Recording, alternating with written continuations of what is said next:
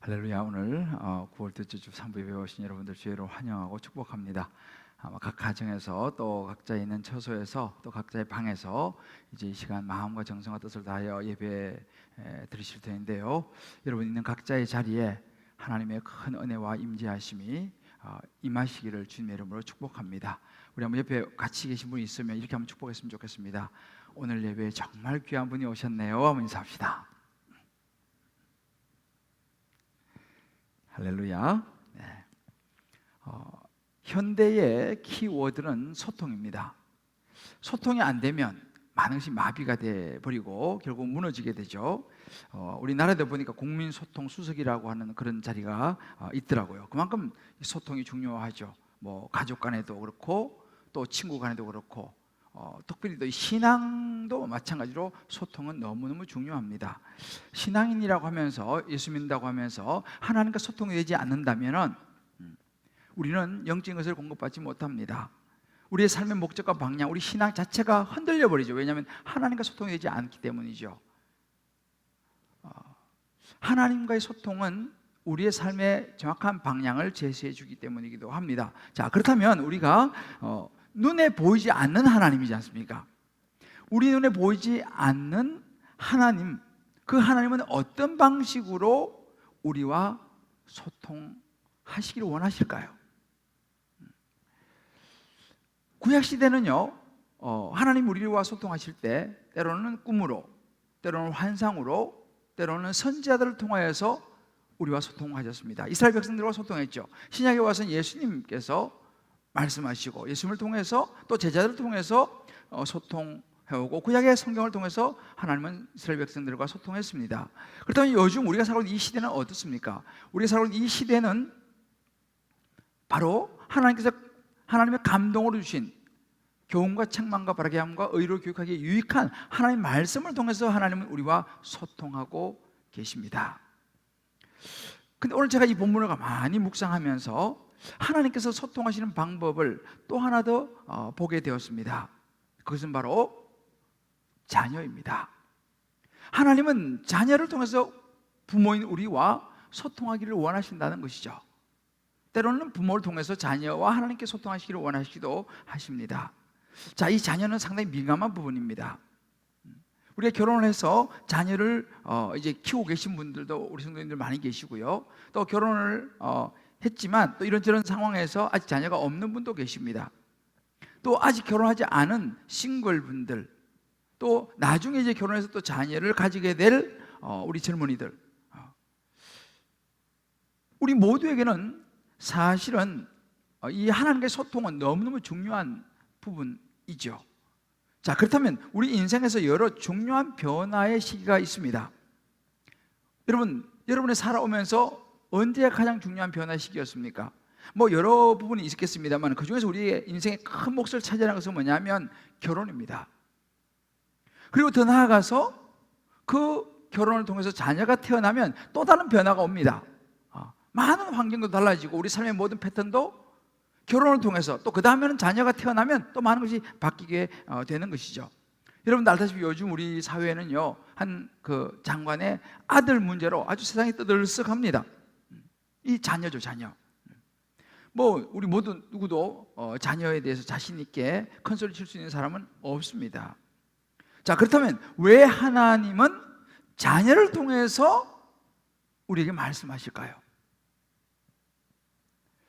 자녀는요, 하나님의 소관입니다.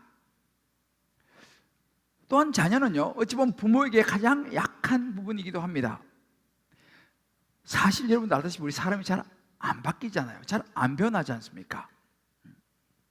그리고 또 우리 인간이 본성적으로 굉장히 교만합니다. 이 교만이 쉽게 꺾이지 않습니다. 이 자존심. 그래서 우리가 하나님께 가까이 나가지 못한 이유가 어디냐라고 가만히 보면요, 우리가 쉽게 하나님의 백성으로 삶이 바뀌지 않는 이유를 가만히 보게 되면 결국은 하나님의 음성을 듣지 못하기 때문에, 우리의 생각을 꺾지 않기 때문에, 그래서 하나님은 어찌 보면 우리에게 약한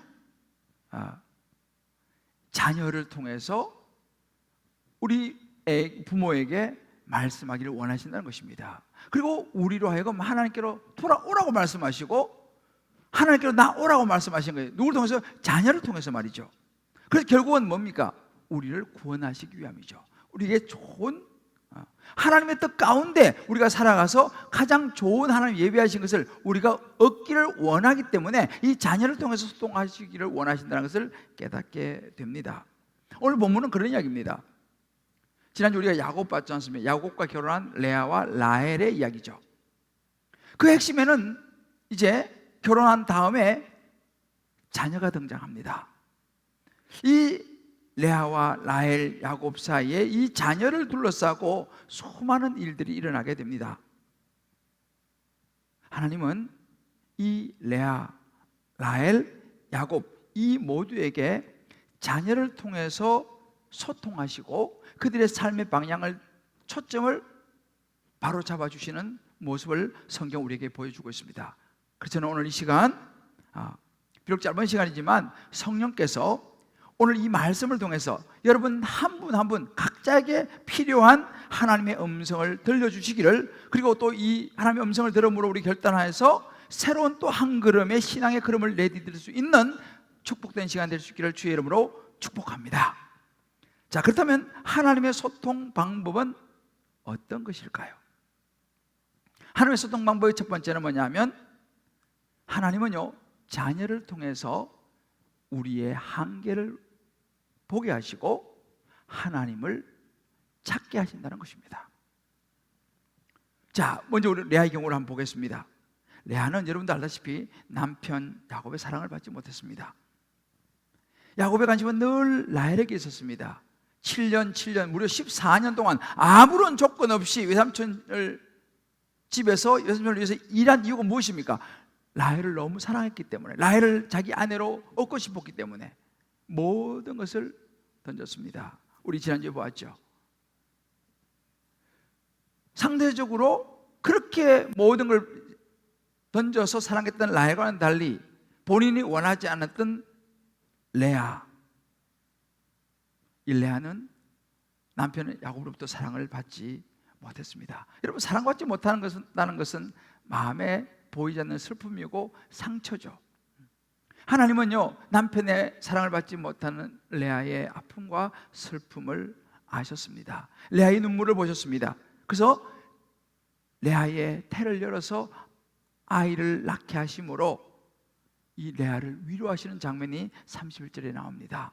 여호와께서 레아가 사랑받지 못함을 보시고, 하나님 다 보신 거예요. 그의 태를 여셨습니다. 여기서 태를 열었다라고 하는 이 단어는 파타흐라고 하는 히브리어인데 시작하다라고 하는 의미를 가지고 있습니다. 하나님께서 이렇게 레아에게 자녀를 주심으로 레아의 인생을 새롭게 시작하도록 도우셨다라는 의미입니다. 그 과정 속에서 32절 레아는 이렇게 고백합니다. 레아가 임신하여 아들을 낳고 그 이름을 르우벤이라 하여 이르되 여호와께서 나의 괴로움을 돌보셨다라고 고백합니다. 정말 자기의 이 슬픔과 아픔을, 괴로움을 하나님께서 보셨다. 하나님은요 이 레아가 고백한 것처럼 정말 남편의 사랑을 받지 못해 힘들어하는, 그래서 레아는 더 하나님을 찾았겠죠. 왜요? 남편이 사랑해 주지 않고, 그런 남편이 옆에 없으니까, 항상 라헬 집에 가 있으니까 하나님을 찾게 됩니다. 하나님은 이렇게 아픔과 상처를 가진 레아에게 하나님의 섭리와 축복을 허락하십니다. 어떤 축복을 레아가 받았을까요? 이제 나중에 보면 알겠습니다. 레아는 6 아들을 낳습니다. 그리고 한 딸을 낳죠. 그 중에 레위는요, 이 나중에 레위에게서, 그 자손에게서 모세가 태어납니다. 또 그 아들 유다에게서는 다윗이 태어나고, 나중에 그 다윗의 자손에서 이 땅에 우리를 구원하기 위해서 오신 예수님이 태어나시는 놀라운 은혜와 축복을 레아가 받게 됩니다. 여러분, 이것이 하나님이십니다. 우리의 약함과 아픔을 돌아보시는 분이세요. 야곱은 자기 부인 레아가 뭐 슬픈지 어떤지 관심이 없습니다. 그러나 하나님은 그러지 않았습니다. 하나님은 어떤 분이십니까? 시편 34편 18절에 이런 구절이 있습니다. 여호와는, 하나님은 마음이 상한 자를 기억하신다 그랬어요. 중심으로 통회하는 자를 구원하신다 그랬습니다. 하나님은요, 우리의 마음이 상한 것을 보시고 우리를 가까이 하신다는 거예요. 우리를 구원하신다고 말씀하셨습니다. 고린도서 1장 27절에 말합니다. 하나님은요, 세상에 약한 것을 택하셔서 강한 것을 부끄럽게 하신다고 말씀하셨습니다. 이것이 하나님이십니다. 때로 저와 여러분 중에서 이런저런 일로 슬프고 아프고 상처받은 분이 계십니까? 하나님께서 그런 분들과 함께 하시고 하나님께서 찾아주신다는 사실을 마음에 붙잡으시기를 주의 이름으로 축복합니다. 지금은 여러분, 우리가 코로나19 상황으로 참 어렵습니다. 사회도, 직장도, 또 가정도, 교회도 참 같이 공동체로 모여서 예배 드리지를 못하니까 참 마음이 힘이 들어요. 요즘 제가요, 사실은 벌써 한 달째 우리 성도들의 얼굴을 못 보니까 지금도 제가 여러분의 얼굴을 떠올리면서 사실은 설교를 합니다. 이렇게 힘들지만 그냥 우리가 꼭 기억할 것은 뭐냐면 하나님이 보고 계신다는 사실입니다. 이것이 우리의 소망입니다. 할렐루야. 하나님이 우리를 보고 계십니다. 우리의 힘들고 어려운 거 다 하나님 아세요. 자, 우리 옆에 분에게 이렇게 한번 축복합시다. 어려운 일 하나님이 다 보고 계십니다. 우리 한번 축복합시다. 할렐루야. 그렇습니다. 하나님은요, 이 레아를 그냥 혼자 내버려 두지 않으시고 레아를 보고 계셨습니다. 그리고 레아를 축복하셨어요. 레아는요, 어찌 보면 남편에게 받은 그 상처가 클수록 조금씩 더 하나님께로 가까이 나아갔던 것 같습니다. 그리고 놀라운 구원의 반열에 쓰임을 받게 되죠. 상처가 별이 된 것입니다. 하나님이 원했죠. 자, 그렇다면 하나님은 남편의 사랑을 받지 못한 슬픈 여인 레아에게 무엇을 깨닫기를 원하셨을까요?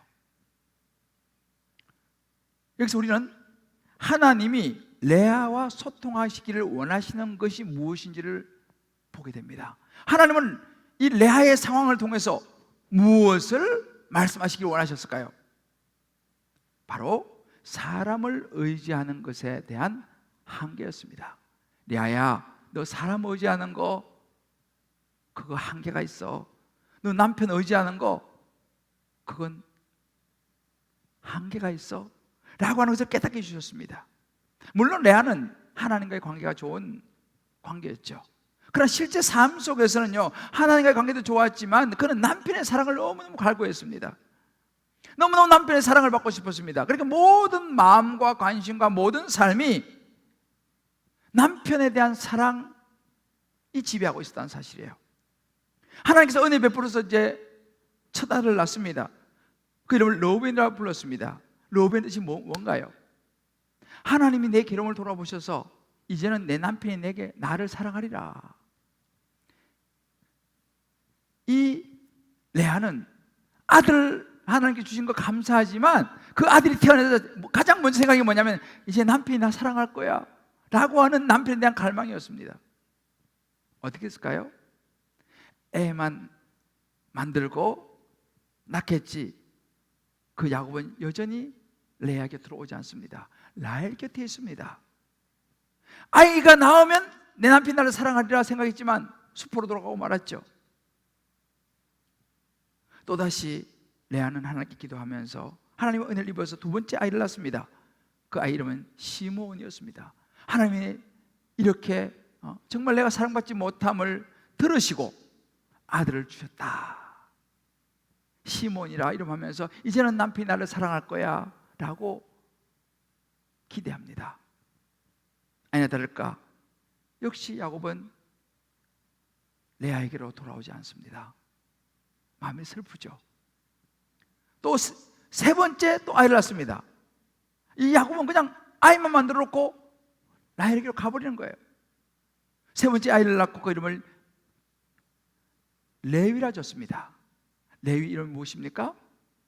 내 남편이 이제 내가 아들을 셋이나 낳았으니 이제 남편이 나와 함께 연합할 것이다. 이제 남편이 나와 함께 거할 것이다 라고 하는 이 소망을 가지고 이름을 레위라고 지었습니다.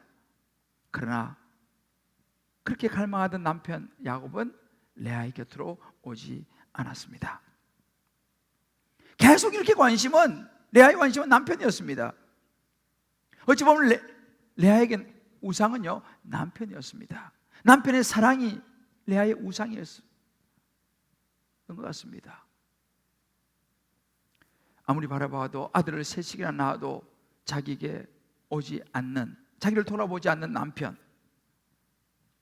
마침내 레아는 네 번째 아들을 낳게 됩니다. 그리고 그의 이름을 유다라 지으면서 이렇게 고백합니다. 내가 이제는 여호와를 찬송하리로다. 남편에 대한 언급이 없습니다. 이제는 하나님을 내가 찬송하리로다. 깨달은 거죠. 하나님의 사랑만이 영원함을 깨달은 거죠. 이제 나는 하나님만 바라보고 하나님만 찬송하며 살아가리라. 레아가 깨달은 거예요. 남편과 자식을 놓으면서 참으로 내가 의지하고 사랑을 기대할 것은 남편이 아니라 하나님이라는 사실을 비로소 깨닫게 되면서 그의 인생 방향을 올바르게 정하게 됩니다. 하나님이 이 소통하시기를, 이것을 레아가 깨닫기를 원하셨던 것이죠. 라헬은 어떻습니까? 레아가 아들을 내면 낳는 동안 라헬은 아이를 낳지 못했습니다. 하나님 허락하지 않으셨죠. 남편의 사랑을 아주 듬뿍 독차지하고 있었지만 라헬은 그것으로 부족했습니다. 사람은요 누구나 자기에게 없는 것을 갈망합니다. 레아는 남편의 사랑을 갈망했습니다. 왜? 남편이 자기 사랑해 주지 않으니까. 라헬은 이미 남편의 사랑을 듬뿍 받고 있습니다. 뭐가 없습니까? 자식이 없습니다. 자식을 갈망하는 거죠. 다 그렇습니다. 우리도 마찬가지죠. 라헬도 예외는 아니었습니다. 이 보이지 않는 레아 언니와의 다른 면에서는 자기가 다 남편 사랑받고 다 좋은데 한 가지 자녀가 없다는 거, 얼마나 마음이 섭섭하고 시기가 나고 질투가 났겠습니까? 그런 다른 건 다 자기가 뛰어나지만 자식 문제에 있어서만은 마음이 힘든 거예요. 너무너무 시기심이 올라와서 1절을 보면 3장 1절에 이렇게 말합니다. 라헬이 자기가 야곱에게서 아들을 낳지 못함을 보고 그의 언니를 시기하여 막 시기심이 올라옵니다. 남편 야곱이 말합니다. 내게 자식을 낳게 해주시오. 아니면 나 죽겠소. 난 죽어버릴 거야. 나 자식 못 낳게 하면, 낳게 안 해주면 난 죽어버릴 거야. 남편에게 막 그냥 투정을 부리고 화를 냅니다. 원래 야곱은 여러분 지난번에 봤으면 좀 조용한 사람이잖아요. 근데 이 대목에서는 야곱이 화를 내요. 이 절을 보면 야곱이 라헬에게 썽을 내요. 이러대 막 화가 나는 거예요. 이제는요. 아니 그대를 임신하지 못하게 하는 하나님이신데 내가 아기를 못 낳게 했냐고. 그건 하나님의 소관인데 나보고 자꾸 왜 그러냐고. 그렇게 해서 서로 말다툼을 하게 되죠. 라헬도 알죠. 그렇지만 화가 나는 건 어떡합니까? 그러다가 마침내 이 라헬이 똑똑하니까 기가 막힌 생각을 하나 해냅니다. 자기 시녀를 야곱과 동침을 시켜가지고 거기서 아이를 낳게 합니다. 자기는 아이를 못 낳으니까. 그 당시는요, 우리 옛날에 우리 몸종이라 그러죠. 이 시녀는 주인의 소유였습니다. 그 시녀가 아이를 낳으면 그 시녀의 소유는 주인에게 있는 것이죠. 그래서 실제 이것을 감행합니다. 그리고 6절에 보게 되면 라헬이 하나님이 내 억울함을 푸시려고 내 호소를 들어서 내게 아들을 주셨다. 실제로 이제 비라와 야곱을 동침하게 해서 거기서 아들이 태어나는 거예요. 그러니까 이 라헬이 야, 하나님이 내 억울함, 내 호소를 들으시고 아들 주셨다. 이름을 다니라 하겠다. 이름을 줘줍니다. 그래 여러분 생각해 보십시오. 그래도 아무리 뭐 법적으로 자기 소유를 하지만 자기가 배아파 난 아들이 아니잖아요. 그러니까 내가 낳고 싶은 마음이 여전히 있는 거죠. 그러다가 어떤 사건이 벌어지면 합한체라고 하는 이 식물 사건이 벌어집니다. 당시 고대 근도 지역에는요, 남녀 간의 사랑을 막 이렇게 촉진시키는 그런 식물로 합한체라고 하는 식물이 있었습니다. 아마 귀했던 것 같습니다. 그리고 또 이 합한체는 여인이 아이를 잘 갖게 하는 그런 그 성분이 들어있는 것으로, 그런 약초로 알려져 있었습니다. 근데 어느 날 이 언니 레아의 아들 르우벤이 어디서 그 귀한 합한체를 구해가지고 온 거예요. 그걸 라헬이 보았습니다. 야, 저 귀한 약초 내가 저거 먹으면 나도 아이를 가질 수 있을지 몰라. 그 마음이 막 올라왔습니다. 그래서 언니를 찾아가서 레아 언니한테, 레아 언니 그 합한채 놔주시오 라고 이제 자기 달라고 이야기합니다. 그 이야기를 듣고 레아가 어떻게 반응합니까? 화를 냅니다. 아니 너는 평소에도 야곱 그 남편이 항상 가까이 있고 너를 그렇게 아껴주는데 거기다가 합한채까지 네가 가져가려고 그래? 라고 화를 내죠. 그때 이 라헬은 머리가 좀 잘 돌아간다 했지 않습니까? 라헬이 언니에게 어떤 제안을 하냐 하면, 언니 이 합한채 놔주면 오늘 밤 남편 야곱 언니한테 보내줄게. 언니가 동침할 수 있도록 내가 보내줄게 라고 딜을 합니다. 늘 남편을 갈망하고 남편이 자기를 찾아주기를 기다리던 이 레아에게는요, 이거 얼마나 반가운 소리입니까? 남편을 자기한테 한번 하루 저녁 보내주겠다니까. 그래서 이 레아는 그 라헬의 제안을 받아들입니다. 남편을 너무 사랑하니까요.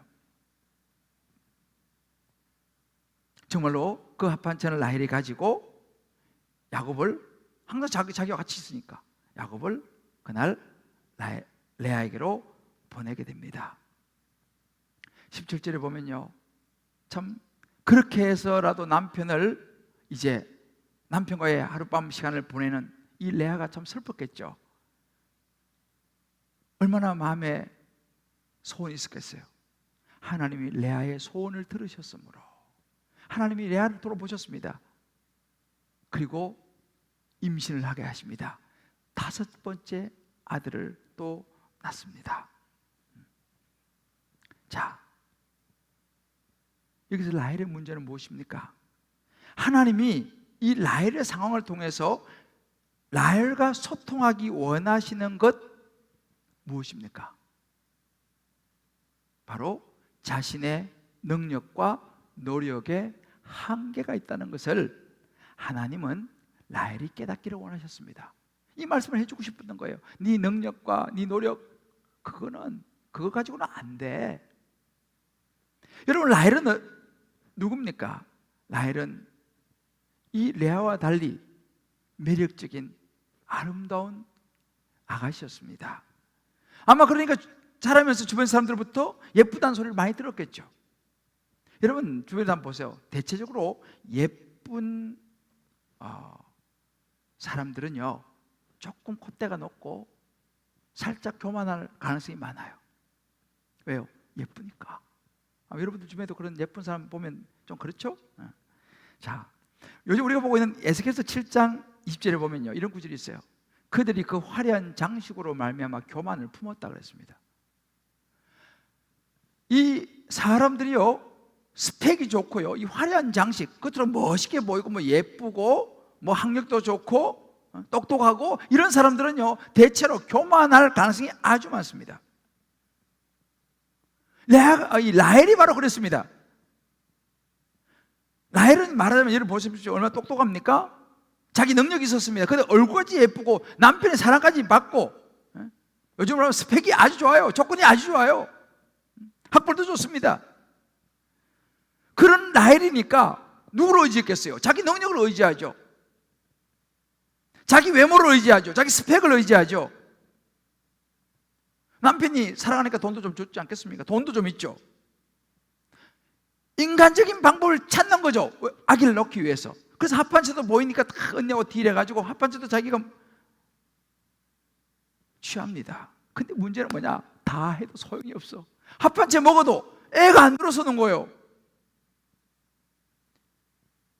자기 능력도 있겠다, 수단도 있겠다, 똑똑하겠다, 예쁘겠다, 남편 사랑받겠다, 다 되는데 문제는 애가 안 들어서는 거예요.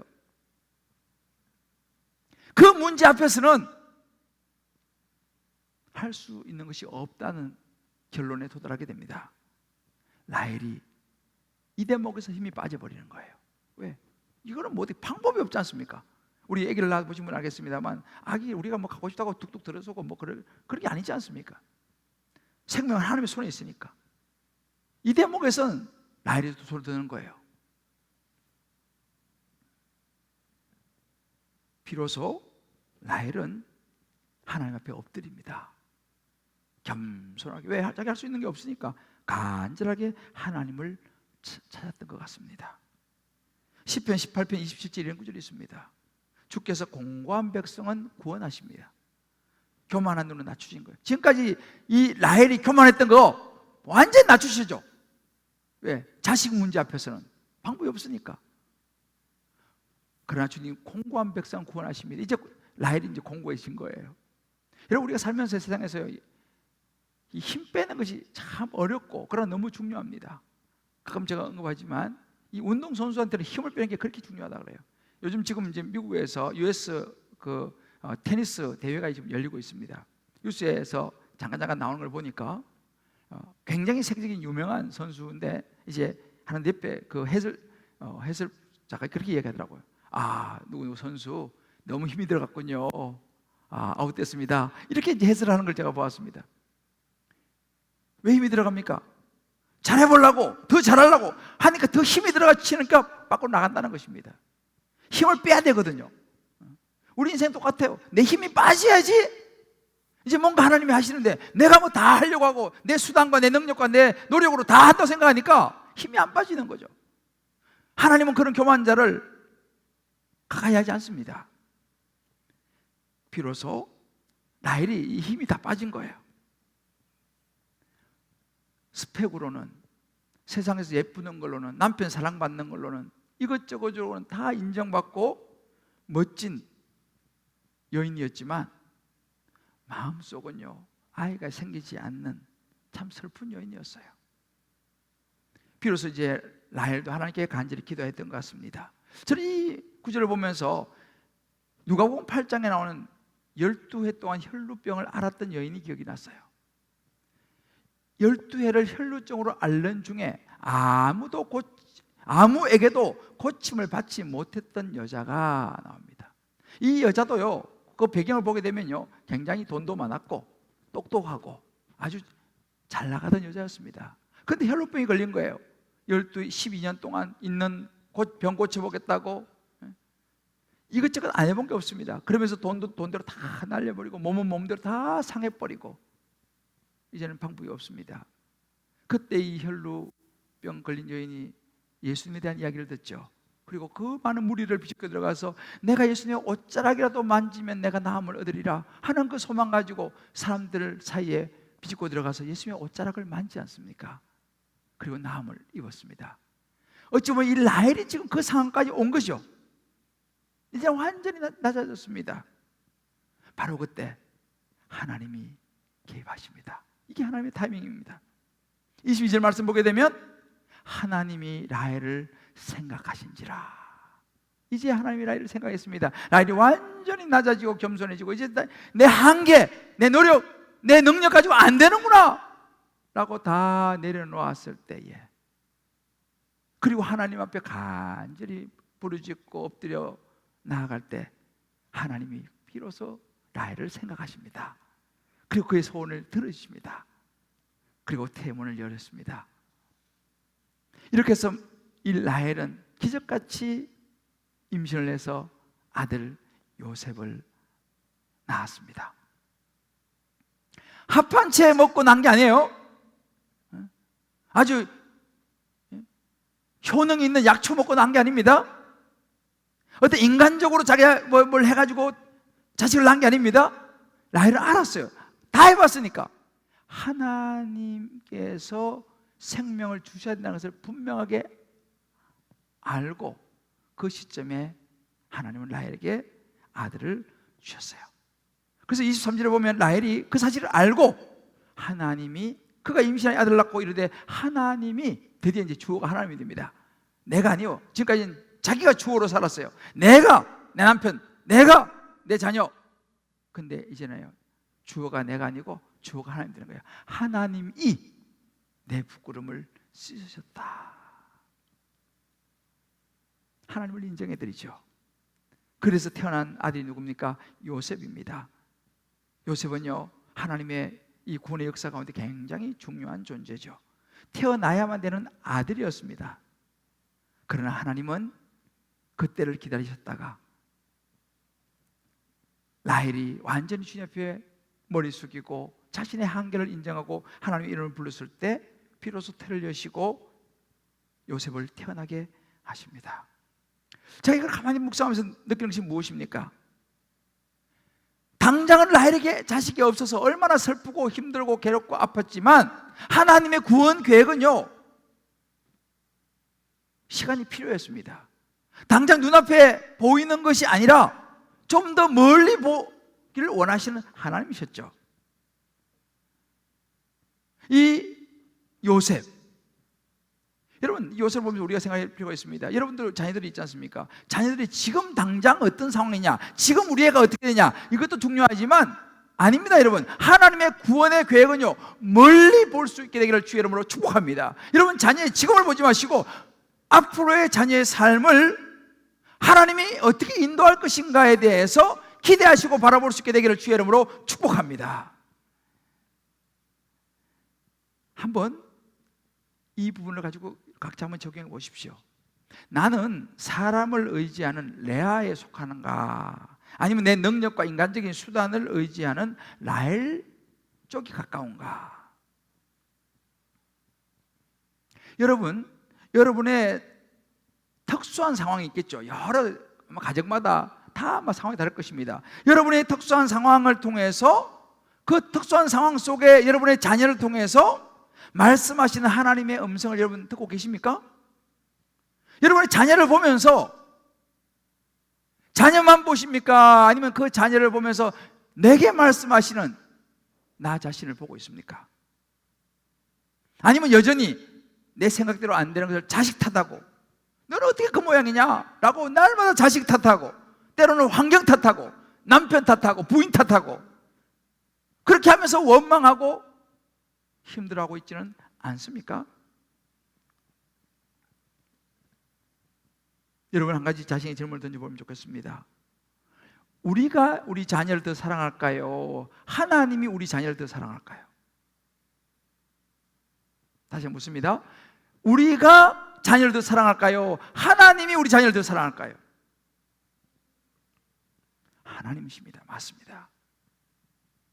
여러분, 우리 자녀는 우리의 소유가 아니에요.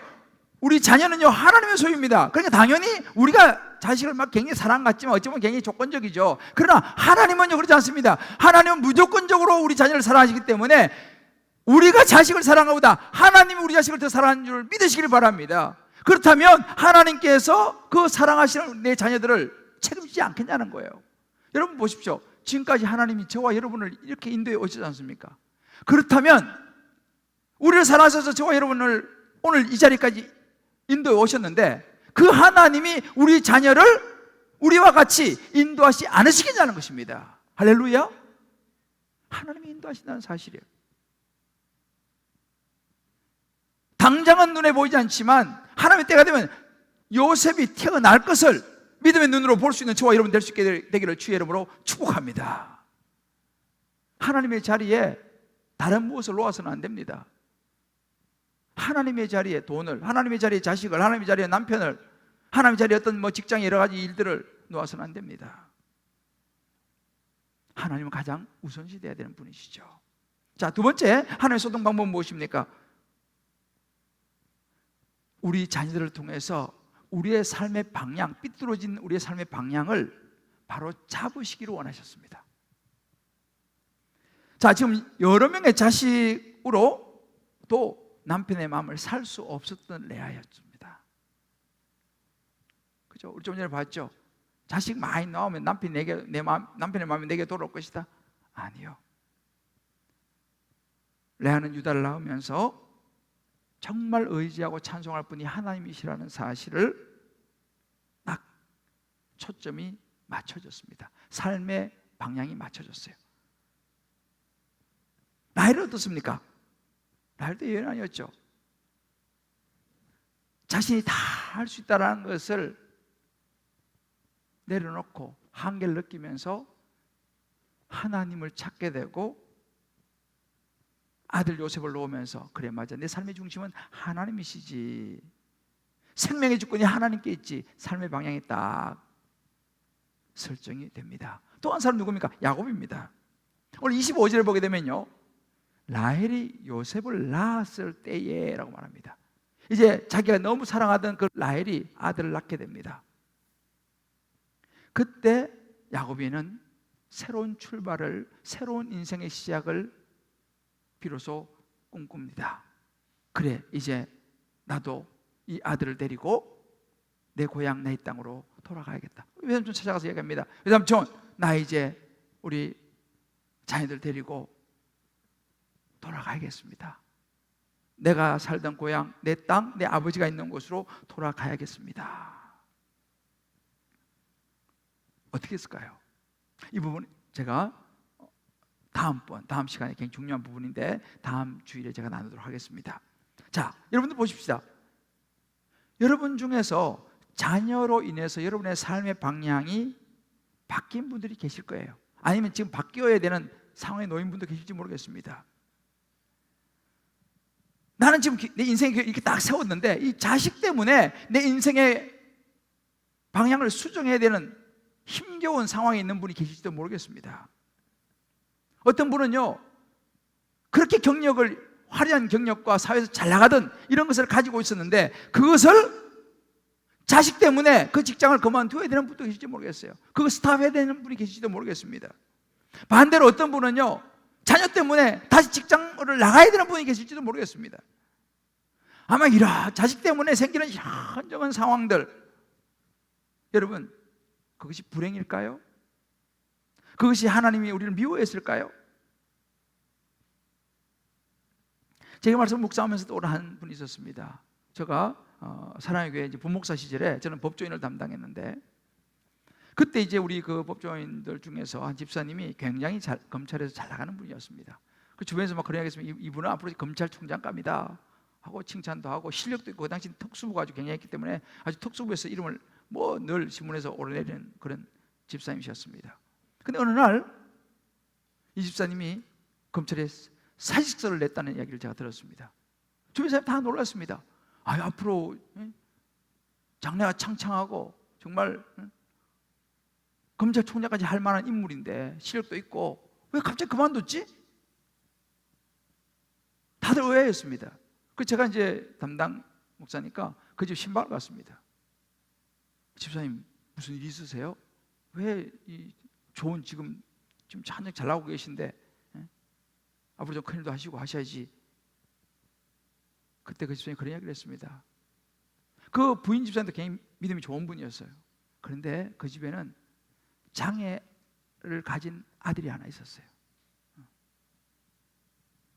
제가 저만 생각하면서 이렇게 할 수 있지만 이제 저는 우리 아들을 좀 돌봐야 할 것 같습니다. 우리 아들과 함께 시간을 좀 더 보내고, 내가 검찰에 현직에 있어서 어려우니까 이제 내가 변호사로 이제 일하면서 우리 가정을 돌보고 내 아들을 좀 돌봐야겠습니다 라고 하는 이야기를 했습니다. 저도 목사였지만 그때 참 한편으로 마음이 아까웠습니다. 아깝다, 저렇게 정말 괜찮은 분이. 그리고 많은 시간이 이제 지났죠. 어떻게 됐을까요? 제가 수년을 지내오면서 돌아보니까 그 아들 때문에 했던 그 결정이 어떤 면에서는 옳았다라는 생각을 저는 해보았습니다. 그 이후에 수많은 세상의 일들이 많이 일어났습니다. 그런데 그분은 그런 일들이 일어나기 전에 변호사로 활동하면서 그 가정과 그 아들과 또 신앙생활 가운데 잘 가고 있는 모습을 보면서 자녀로 인하여 생기는 힘든 상황이 불행만이 아니다라는 사실, 그 우리의 관점이죠. 하나님의 계획하심이 그 안에 있다는 사실을 다시 한번 생각해 보게 되었습니다.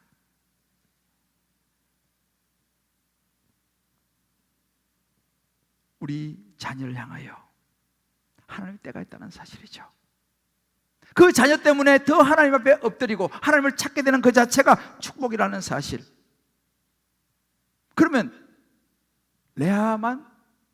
레아가 자식을 많이 낳은 레아만 축복받은 것일까요? 자식을 나중에 늦게 이 요셉과 베냐민을 낳은 라헬은 못한 사람이었을까요? 그렇지 않습니다. 하나님은요, 이 레아의 자녀 유다를 통해서도 하나님의 구원의 역사를 이루어 가시고 예수님이 태어나게 하셨습니다만은, 라헬이 낳은 이 요셉을 통해서도 하나님의 구원의 역사를 함께 퍼즐처럼 맞추고 이 요셉을 통해서 놀라운 나중에 이스라엘 백성들이 구원받는 큰 일을 요셉이 하게 되죠. 자, 그러면 누가 아들이 더 훌륭한가? 성경 우리에게 말해줍니다. 레아가 라헬, 그런 차원이 아니라 모든 하나님의 섭리 안에 있었던 사람들은 다 소중하게 쓰임을 받았다는 사실을 성경이 우리에게 말해주고 있습니다. 그렇게 볼 때 여러분, 우리 자녀들의 삶은 다 소중합니다. 우리 자녀가 어떤 직업을 가지고 있든, 우리 자녀가 어떤 삶의 형태를 살아가든 하나님 안에만 있으면, 하나님의 섭리 안에만 있으면, 말씀 안에만 있으면 우리 자녀의 삶은 하나님이 인도하실 줄, 하나님께서 축복하실 줄 믿습니다. 세상의 관점으로 바라보면 안 되는 거죠. 우리 자녀들을 볼 때 늦었다고 너무 낙심할 거 없습니다. 나중에 요셉이 태어나지 않습니까? 혹 여러분 중에서 자녀가 아직 없는 분이 계시다면 아마 힘드실지도 모르겠습니다. 그러나 여러분, 그 또한 하나님의 섭리 가운데 있다는 사실을 기억하시기를 주의 이름으로 축복합니다. 여러분, 기도하십시오. 하나님께 소원을 가지고 기도하십시오. 한나처럼 간절히 기도하십시오. 라헬처럼 하나님 나에게 자녀를 달라고 간절히 기도하십시오. 그러나 여러분, 기억할 것이 뭐냐? 기도의 결론은 중요합니다. 누가복음 22장 41절에 보면 예수께서 이렇게 기도하셨습니다. 만일 아버지의 뜻이거든 내가 원하는 대로 이 잔을 옮겨주시고, 그러나 아버지 내 원대로 마시고 아버지 원대로 되시길 원합니다. 무슨 의미입니까? 내 뜻보다는 하나님의 뜻이 더 좋기 때문에. 그래서 여러분들이 우리가 자신을 위해서 이런저런 많은 기도를 해야 합니다만은, 그러나 그 마지막 결론은 하나님, 내가 원하는 스타일의 자식이 아니라 하나님 뜻대로 우리 자녀를 인도하여 주시옵소서. 할렐루야. 이 기도를 반드시 결론으로 드려야 될 줄을 믿습니다. 아마 여기 싱글들도 많이 계시죠? 요즘 싱글들. 저는요, 정말 싱글로 너무 멋진 인생을 살아갔던 존 스타트, 제 멘토이자 정말 스승이었던 존 스타트 목사님을 기억합니다. 그분은 싱글이셨습니다. 어느 날 제가 물었습니다. 목사님, 왜 목사님 얼굴도 잘생기고 모든 것이 다 갖춰 있는데 왜 결혼을 하지 않았습니까? 안 하려고 한 건 아니었는데 열심히 사역하다 보니까 타이밍을 놓쳤다는 거예요. 그러면서 이런 말씀했습니다. 대신에 나는 결혼은 시기를 놓쳐서 못했지만 덕분에 그 시간 많은 책을 쓸 수 있었다는 거예요. 하나님의 사역을 많이 감당할 수 있어서 감사하다라는 이야기를 했습니다. 그 옆에서 프란시스 화이트헤드라고 하는 이 영국 분도 싱글이셨습니다. 정말 많은 사역을 했습니다. 여러분, 예수님도 싱글이셨어요. 바울도 싱글이었습니다. 물론 뭐 싱글로 살아 이런 의미는 아닙니다만은, 그러나 하나님 안에만 있으면요, 우리가 하나님의 뜻과 우리의 삶의 방향이 하나님 앞에 맞춰져 있다면, 그것이 싱글이든 그것이 패밀리든 어떤 모습일지라도 하나님께서 기뻐하시는 모습이면 우리의 삶이 하나님의 인도하심을 받을 줄 믿으시길 주의 이름으로 축복합니다. 사랑하는 성도 여러분,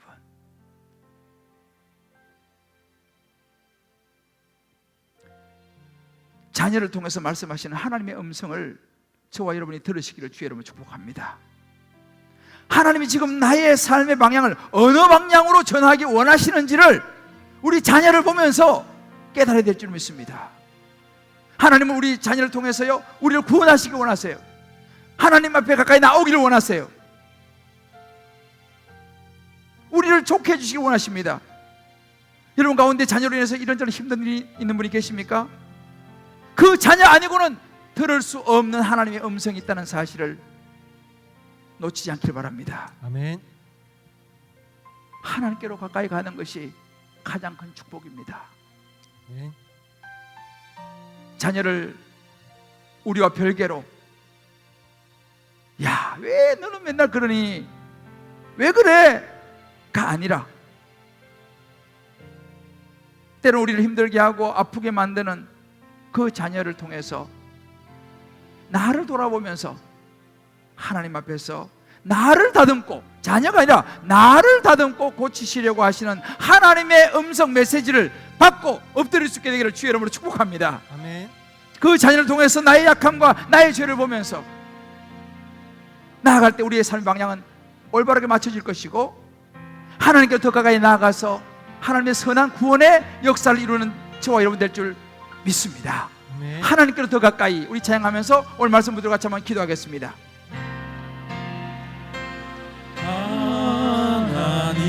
하나님께로 더 가까이 갑니다.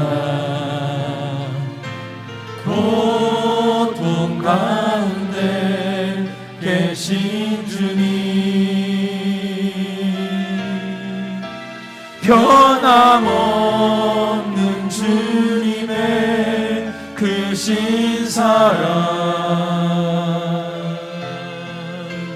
영원히 주님만을 섬기리. 우리 한번 오른손 들고 우리의 고백을 드리겠습니다. 하나님께로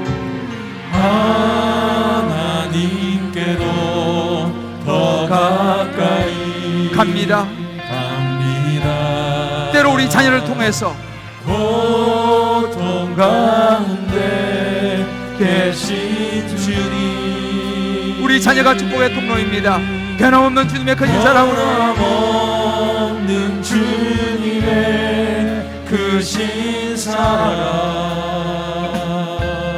영원히 주님만을 섬기리.